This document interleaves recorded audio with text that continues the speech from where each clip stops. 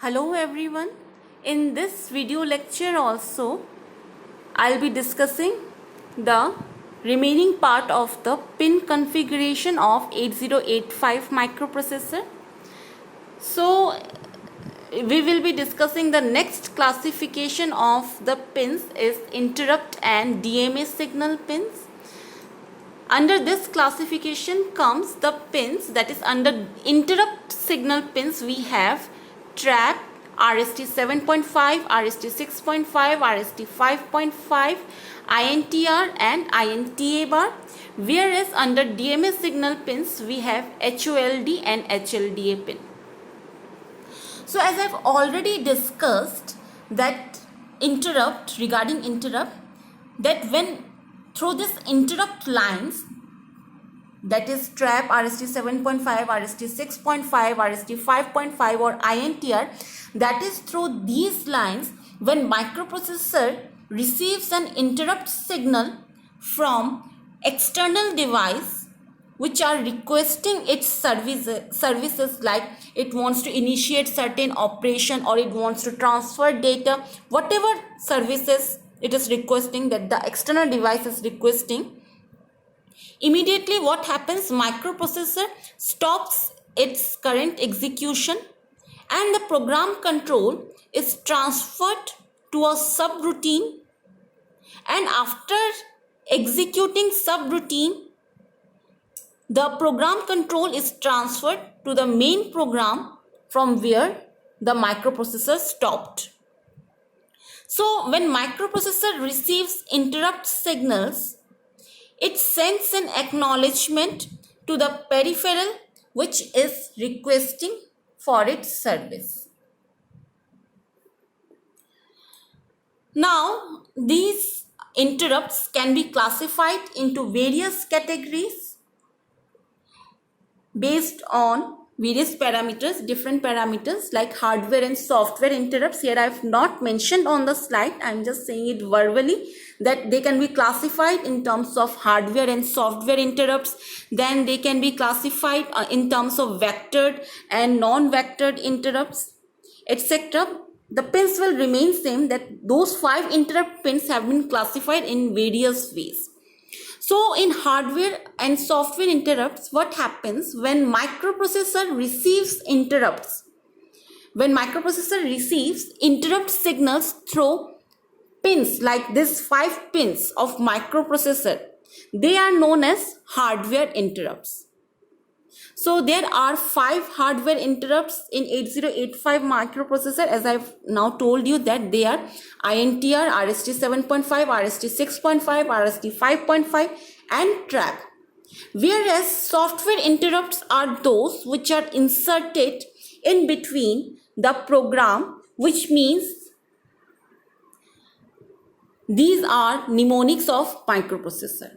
So there are 8 software interrupts in 8085 microprocessor. They are RST0, RST1, RST2, RST3, RST4, RST5, RST6, RST7. So I'll be discussing in detail about this software interrupts when I'll be teaching you that instruction set of 8085 microprocessor. So the next classification is in terms of vectored and non-vectored interrupts. So vectored interrupts are those which have fixed vector address. So fixed vector address means starting address, means as I've told you, when an interrupt signal or an interrupt pin gets activated, then the main program gets suspended and the program control gets transferred to the subroutine program. So in vectored interrupts, when the vector interrupts are high, vectored interrupt pins are high, then we have a starting address of that subroutine. So what happens after executing this, program control is again transferred to the main program. So under vectored vectored interrupts come trap, RST 5.5, RST 6.5 and RST 7.5. So here I have shown that all these 4 interrupts have the starting addresses, fixed starting addresses of their subroutine program. So subroutine, what is subroutine? Subroutine is a small set of program. So the next is non-vectored interrupts. So non-vectored interrupts are those in which the vector address is not predefined. As in the vector interrupts, I have told that when any of these pins, the trap, RST 5.5, 6.5 and 7.5, any of them, these pins get high, then the subroutine program starts from the fixed, from their respective fixed addresses. The starting addresses I have mentioned. But in non-vectored interrupts, we do not have any predefined vector address or the subroutine starting address.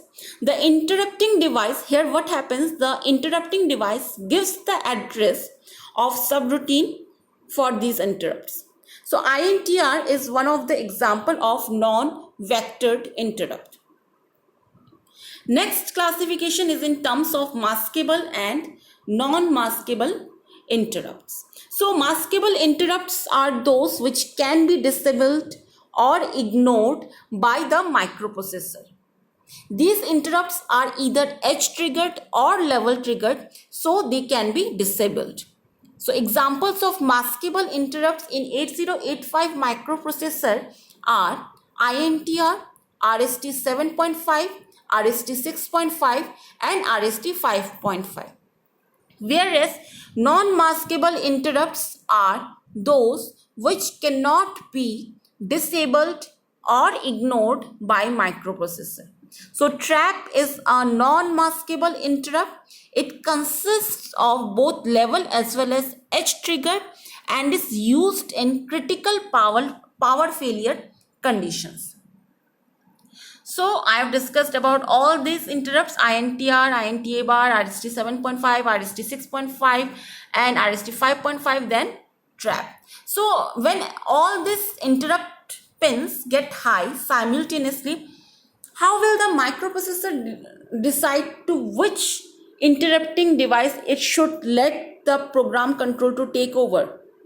Whose subroutine should be executed? When all of these pins will get high simultaneously, then whose subroutine will get executed will depend upon the priority of interrupts. So here I have already told the priority, showed the priority of interrupts. So when microprocessor receives multiple interrupt requests simultaneously, it will execute the interrupt service request according to the priority of interrupts. So trap is having the highest priority, and then RST 7.5, then RST 6.5, then RST 5.5, and the last one is INTR, that is INTR is having the lowest priority.